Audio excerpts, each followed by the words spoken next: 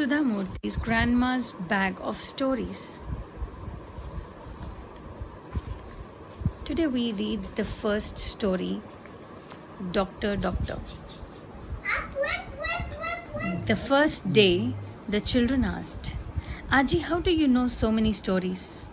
Aji smiled and answered, my grandmother told me so many stories. Some I read in books and a few I learned from youngsters like you and the rest from your Ajja. Then Aji paused and said, I see all of you have grown a lot since the last time I saw you.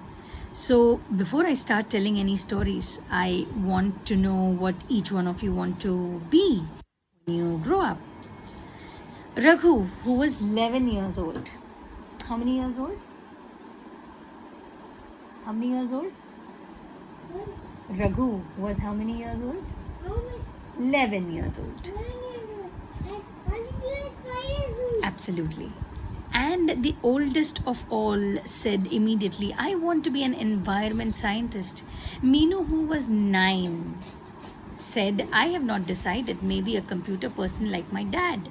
Anand, who was 10, said, I want to be an astronaut. And his twin sister Krishna firmly said, I want to become a fashion designer. Aji smiled. I'm glad all of you have thought about this. We should always have some aim in life, which we must try to achieve while being of help to others. Yeah. And now let me tell you a story of a person who learned just such a lesson. Shall we to join Aji and her gang of young friends and hear the story? Yeah? Shall we hear the next story? Yes? Yes. Shall we? Yes. On a blazing hot summer afternoon, an old man came walking down a narrow village path.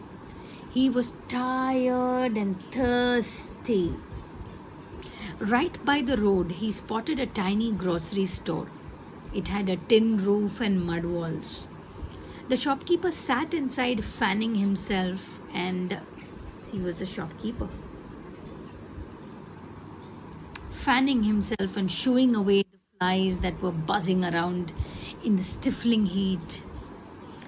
There was a little bench in front of the store where the villagers met every evening and where the villagers met when evening came and the land had cooled down. The old man flopped down on the bench. He was so tired that for a while he could not speak. Finally, he opened his mouth and uttered one word, water. Now this was facing a horrible problem for a long time. It was near a great desert and the rains came only once a year to fill its ponds and wells. But the rains had disappeared for the last 2 years and the village had been making do with some water from a faraway stream. Okay, so what happens next? Let us see in the next episode. Thank you.